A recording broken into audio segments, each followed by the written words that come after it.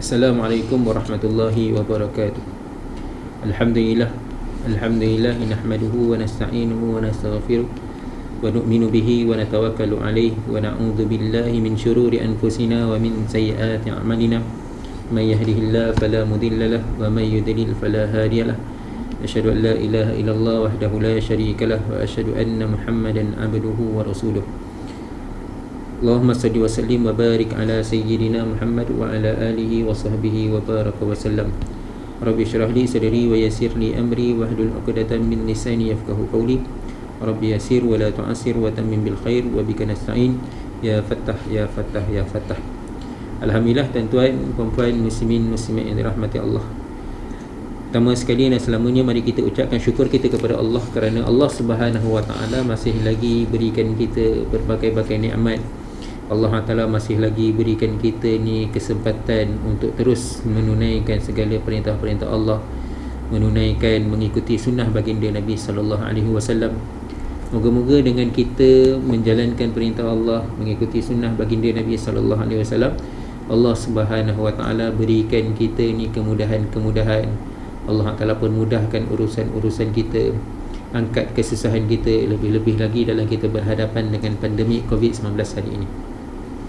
Jadi tuan-tuan muslimin muslimat yang dirahmati Allah, insya-Allah kita sambung lagi kitab pengajian kita, kitab Minhajul Abidin karangan Syekh Imam Al-Ghazali rahmatullah alaih. Masih lagi menceritakan tentang peringkat ilmu dan makrifat. Baik, pendapat ulama mengenai ilmu yang wajib itu berbeza-beza.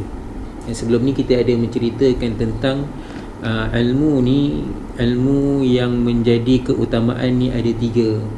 Ilmu fiqh, ilmu tasawuf dan ilmu tauhid. Ada ulama kata ada empat.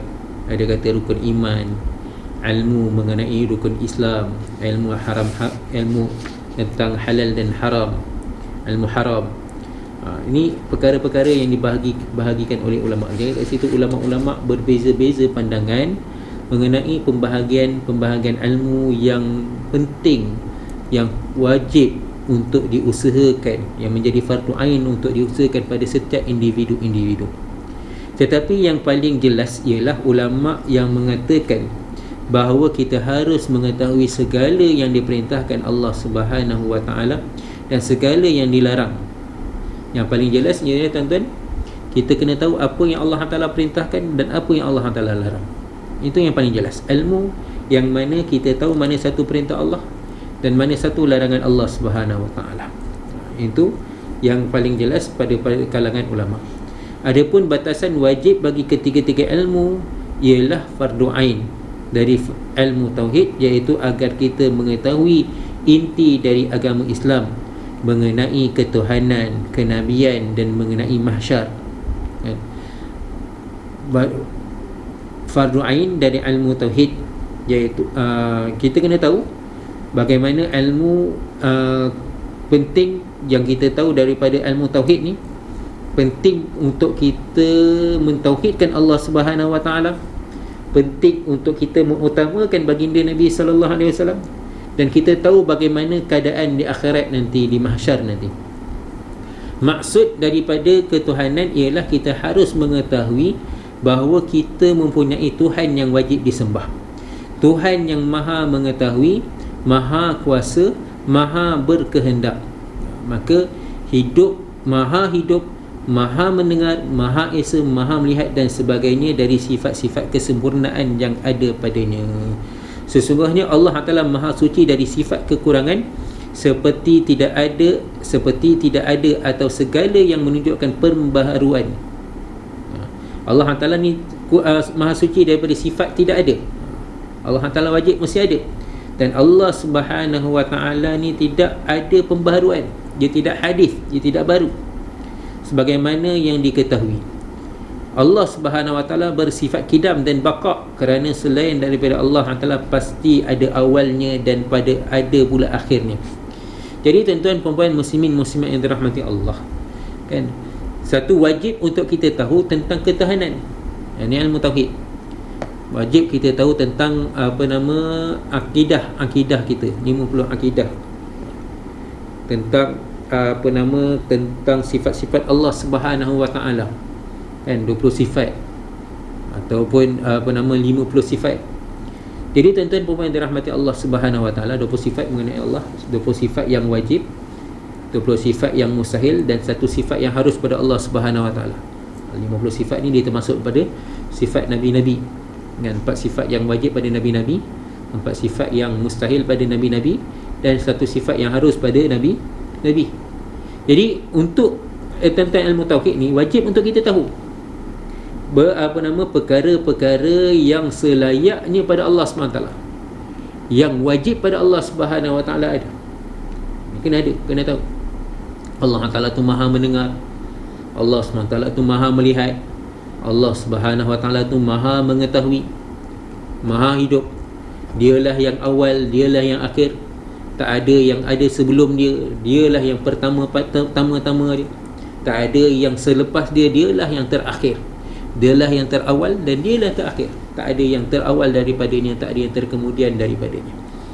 Dan Allah Subhanahu wa taala kita wajib juga kena tahu Allah Taala ni Maha suci daripada sifat-sifat kekurangan. Dan Allah Taala ni Maha ada, mesti ada. Dan Allah Taala ni wajib ada, kena ada. Mustahil Allah Taala ni tak ada, mustahil. Dulu masa zaman Imam Abu Hanifah, ada satu orang pakar psikologi, pakar lah, orang pakar mantik ni, dan orang yang mana pakar falsafah, satu orang yang dikenali sebagai Ad-Dahri. Dia mencabar semua ulama-ulama yang ada pada zaman Imam Abu Hanifah, cabar tentang keberadaan Tuhan, keberadaan Allah Subhanahu wa taala. Memang mantik kan, memang pakai akal. Dia katakan semua ulama-ulama tak dapat berlawan hujah dengan dia. Dan akhirnya berlawanlah hujah dengan Imam Abu Hanifah. Ketika itu beliau masih muda lagi. Dan dalam salah satu kisah yang berlaku di antara Imam Abu Hanifah dengan Ad-Dahri ni, salah satu kisahnya berlaku perdebatan demi perdebatan. Satu kisah kan, satu ketika tu bila ada majlis di antara Dahri dengan Imam Abu Hanifah, kan, Imam Abu Hanifah datang lewat. Imam Abu Hanifah datang agak lewat.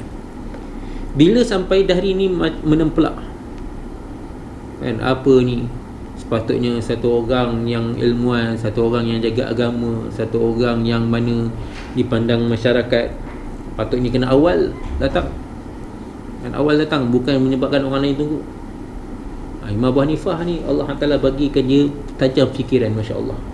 Faham apa yang nak dikatakan, apa yang nak dihujahkan. Maka Imam Abu Hanifah jawab balik, nanti dulu, jangan marah. Aku lewat ni bukan saja-saja tadi, masa tengah-tengah jalan tadi, aku jalan satu jalan, lalu berhampiran dengan sebuah sungai, sebatang sungai. Tiba-tiba aku nampak satu kayu balak ni. Tiba-tiba dia berubah. Daripada kayu balak, dia berubah jadi kapal. Kan, dia berubah tiba-tiba dengan sendiri dia. Aku tengok sampai siang. Maka Dahri ni jawab, mana mungkin, tak boleh jadi. Mana boleh? Pasti ada yang membuat ni. Pasti ada yang nak membuat ni. Pasti ada yang mana menukang dia, menjadikan dia.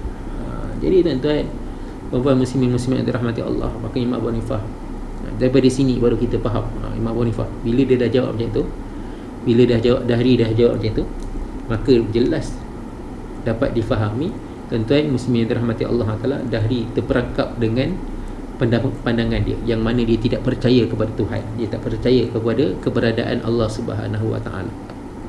Bagaimana langit yang luas, bumi yang terbentang, kan, hari ini banyak kehidupan yang ada, tetapi boleh dikatakan tidak ada Tuhan yang menciptakannya, tidak ada pencipta. Satu perkara yang mustahil.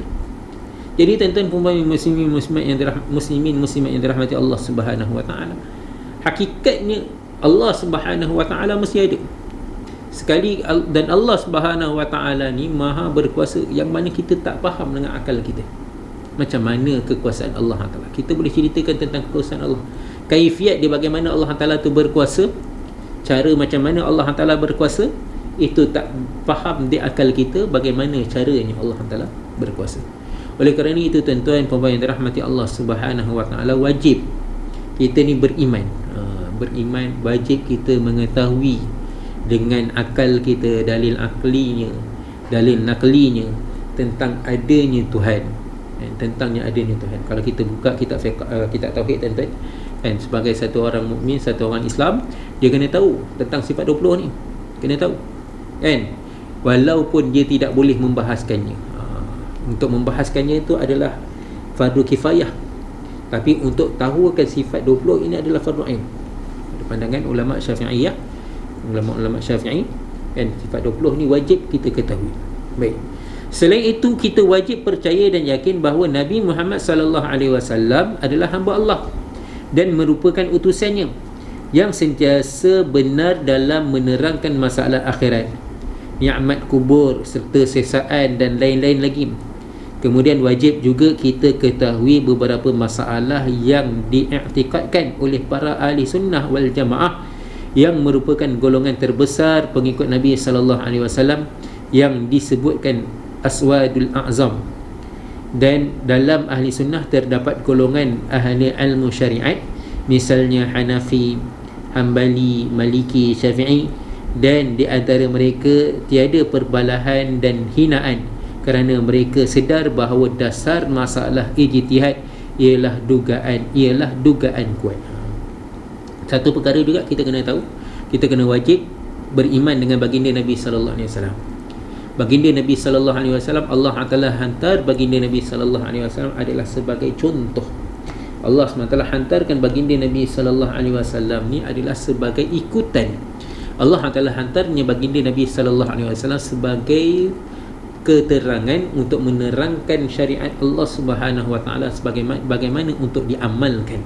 Macam mana nak perintah, nak jalankan perintah Allah, ikut sunnah Nabi sallallahu, nak jalankan perintah-perintah Allah, bagaimana nak mentauhidkan Allah Subhanahu wa taala. Itu utusan, itulah baginda Nabi sallallahu alaihi wasallam. Jadi tuan-tuan puan yang dirahmati Allah Subhanahu wa taala, kita wajib juga beriman kepada Nabi. Kan, kalau bagaimana kita nak kenal Allah tanpa kita kenal Nabi? Bagaimana kita nak taat perintah Allah tanpa kita menerima keberadaan baginda Nabi sallallahu alaihi wasallam? Dalam Al-Quran Allah Taala bagi tahu, kul in kuntum tuhibbunallah fattabi'uni.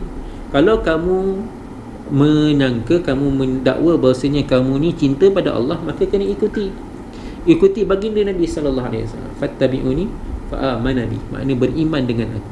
Kena ikut baginda Nabi sallallahu alaihi wasallam, barulah kita akan tahu perintah Allah Subhanahu wa taala. Kena menerima kehadiran baginda, kenabian baginda Nabi sallallahu alaihi wasallam, barulah dikatakan seseorang itu beriman dengan Allah. Barulah dikatakan satu orang itu mencintai Allah. Bagaimana mungkin satu orang yang mana dia mendakwa dia cinta pada Allah tetapi dia menolak baginda Nabi sallallahu alaihi wasallam? Bagaimana mungkin satu orang dia kata dia cinta pada Allah tetapi dia tak tahu bagaimana cara untuk menunaikan syariat Allah dengan dia menolak baginda Nabi sallallahu alaihi wasallam? Jadi tuan-tuan, puan-puan muslimin muslimat yang dirahmati Allah Subhanahu wa taala, oleh itu kita wajib beriktikad, kan, diiktikadkan seperti mana ahli sunnah wal jamaah. Dan perlu difahami, ahli sunnah wal jamaah hari ini yang dimaksudkan ahli sunnah wal jamaah ialah imam-imam mazhab ni. Ramai ahli sunnah wal jamaah, tetapi selagi mana kita mengikuti mazhab Imam Malik, Imam Abu Hanifah, Imam Syafi'i, Imam Ahmad bin Hanbal, kan, Imam Malik dikenali kan ashabul maliki, orang yang bermazhab Imam Malik, Hanafi, kan, Syafi'i dan juga Hambali. Ini semuanya ahli sunnah wal jamaah. Kan, macam mana saya nak tergolong daripada ahli sunnah wal jamaah? Kita amalkan mazhab ni, maka secara tidak langsung kita ni antara ahli sunnah wal jamaah. Kan? Dan juga tuan-tuan puan-puan yang dirahmati Allah Taala, jangan kita jadikan isu ikhtilaf ulama ni sebagai orang kata, kenapa ulama ni kata begini, ulama ni kata begitu, sebagai pergaduhan. Jangan kita anggapkan ikhtilaf ulama ni sebagai pergaduhan. Ulama ikhtilaf bukan bergaduh tuan-tuan. Kan? Ulama mereka ikhtilaf, mereka bukan bergaduh, mereka mengeluarkan pandangan apa yang mereka faham, dan dalam masa yang sama mereka menghormati pandangan yang lain. Kan, dianggap sebagai zanni ghalib. Pandangan yang mereka keluarkan ini sebagai zanni ghalib.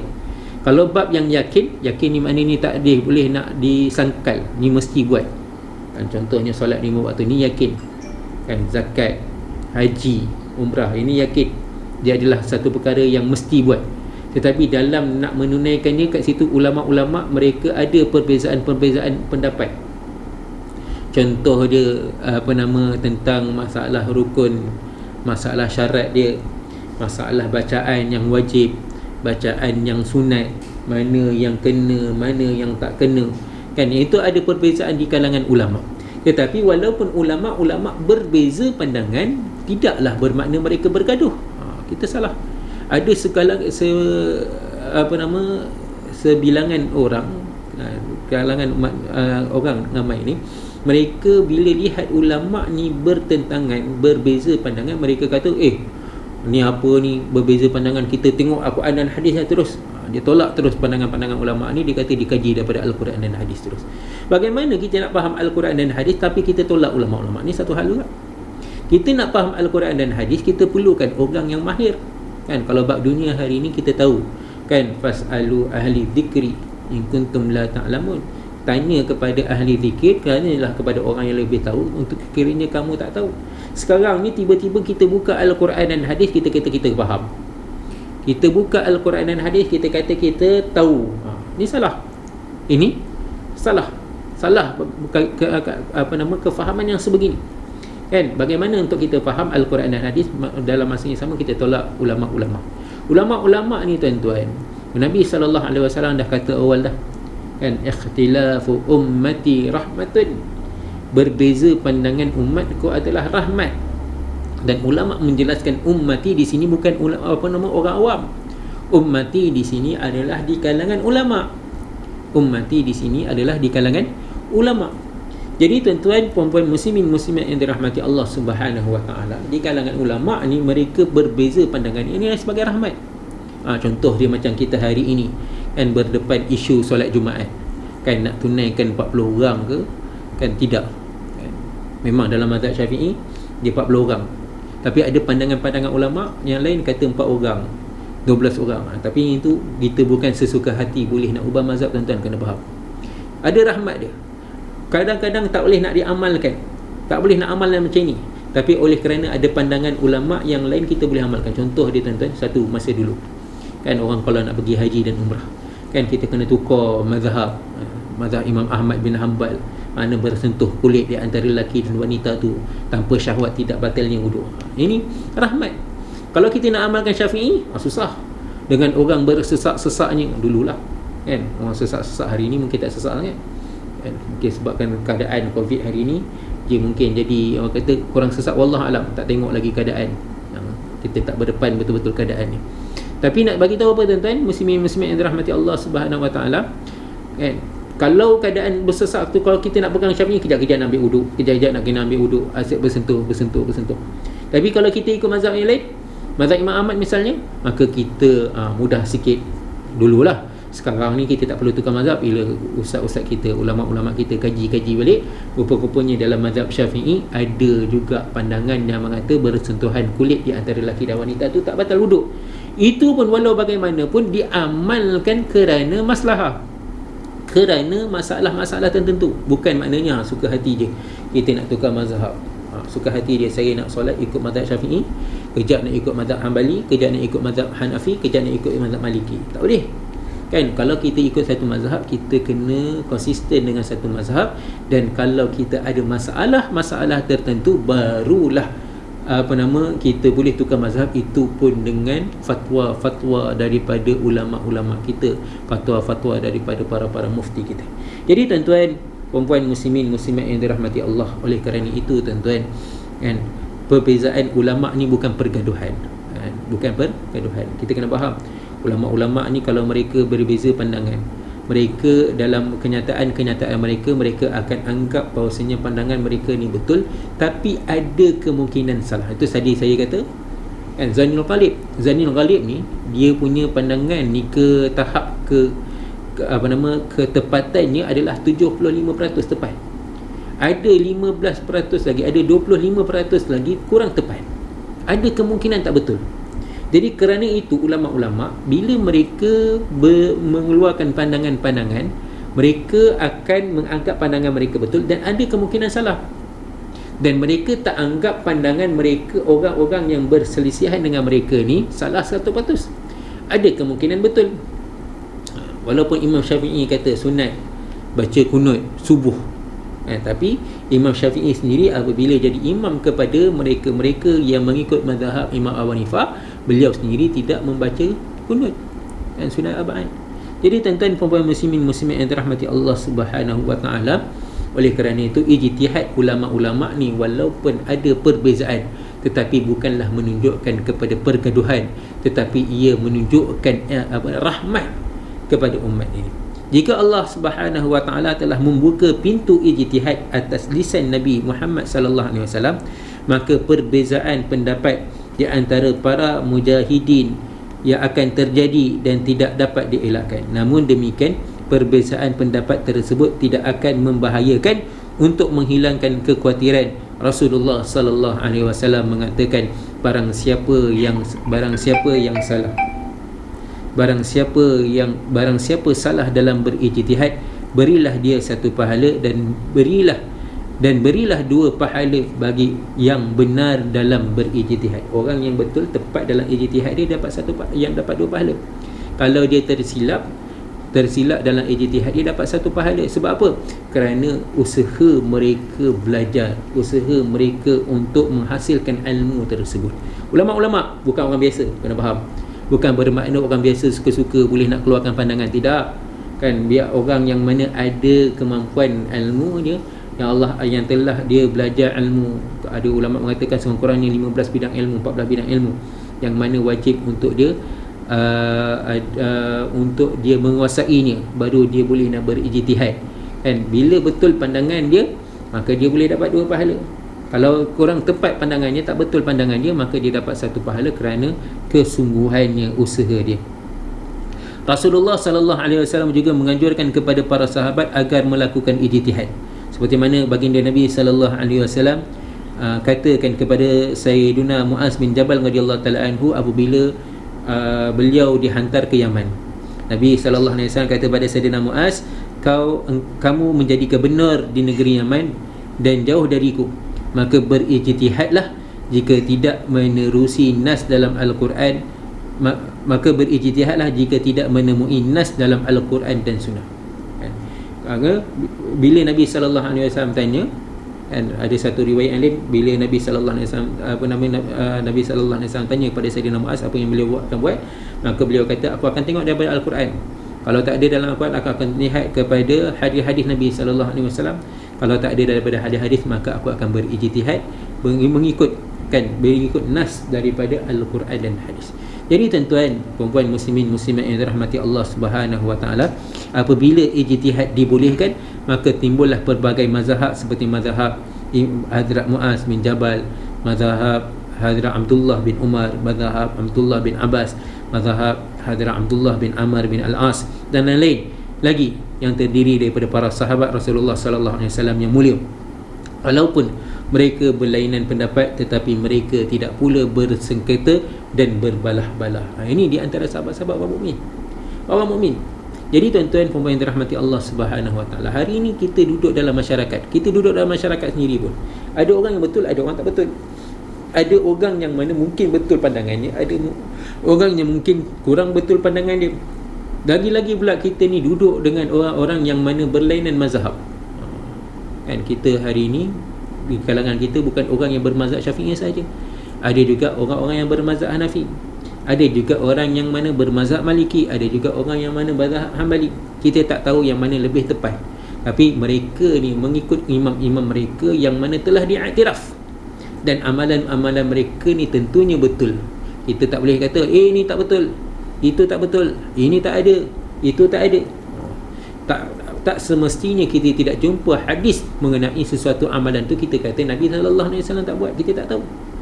Dan melainkan kalau jelas penafiannya, jelas penafian tu pun kadang-kadang ada yang dinafikan oleh sahabat-sahabat radhiyallahu taala anhum, tapi ada sahabat-sahabat lain yang kata ada. Di antara sahabat-sahabat pun ada juga berbeza pandangan. Ada sahabat contoh dia macam kunut, ada sahabat kata kunut terus dijalankan, ada sahabat kata kunut tak dijalankan. Ini pun berbeza pandangan. Jadi ulama-ulama mereka punya ijtihad dan mereka telah mudahkan urusan kita, mudahkan keadaan kita hari ini. Maka kita berpeganglah kan, mana ulama yang kita ikut, kita ikut. Dan jangan kita menjadi bermusuhan kepada apa yang kita tidak tahu. Jangan jadi satu orang yang hindarilah diri kita daripada kejahilan. Hindarilah diri kita daripada kejahilan. Manusia ni akan memusuhi perkara yang dia tidak tahu. Bila kita tidak tahu tentang aliran mazhabnya, seumpamanya kita tak tahu mazhab Hanafi ni begini begitu kan, bila kita tengok mereka bermazhab Hanafi ni, tiba-tiba kita kata ni tak betul, itu tak betul. Ni sebab apa? Sebab kita tak tahu. Sepatutnya tuan-tuan puan-puan yang dirahmati Allah Taala, bila kita tidak tahu, kita berhati-hati. Kita berhati-hati, kita tanya dulu, kita pastikan dulu betul tak betul jawapan ni, betul tak betul ada kesalahan. Jadi tuan-tuan puan-puan yang dirahmati Allah Subhanahu Wa Taala, ini keadaannya. Jadi tuan-tuan, apa yang saya nak jelaskan kan, khulasahnya nak beritahu kan, ilmu ni perkara yang mesti kita usahakan kan. Dalam ilmu tauhid kan, bila dia ceritakan tentang tauhid, maka kita kena tahu kan, kena tahu tentang sifat-sifat Allah SWT, sifat yang wajib, sifat yang mustahil, sifat harus bagi Allah SWT. Dan berkaitan dengan tauhid juga, berkenaan dengan tauhid juga, kita kena tahu tentang Nabi, kita kena tahu tentang akhirat. Dan juga bila kita ceritakan tentang Nabi, kita kena tahu juga sebagai ikutan Nabi sallallahu alaihi wasallam kan, ada banyak perjanggahan, ikhtilaf di antara ulama. Dan di antara ulama-ulama ni kan, mereka boleh dikatakan semua betul, boleh jadi ada pendapat mereka yang tidak betul. Jangan kita jadikan itu sebagai isu pergaduhan, bahkan itu adalah rahmat untuk umat ini untuk menjalankan perintah Allah, mengikuti sunnah baginda Nabi sallallahu alaihi wasallam. Saya rasa sampai sini sahaja. Moga yang baik ini datang daripada Allah, yang lemah kurang kelemahan diri saya minta maaf dan ampun. Kita tutup majlis dengan tasbih kafarah dan surah Al-Asr. Subhanallah bihamdihi, subhanakallah bihamdika, asyhadu an la ilaha illa anta, astaghfiruka wa atubu ilaik. Bismillahirrahmanirrahim. Al-Asr, innal insana lafi khusr illa alladhina amanu wa amilus salihati wa tawassaw bil haqq wa tawassaw bis sabr. Assalamualaikum warahmatullahi wabarakatuh.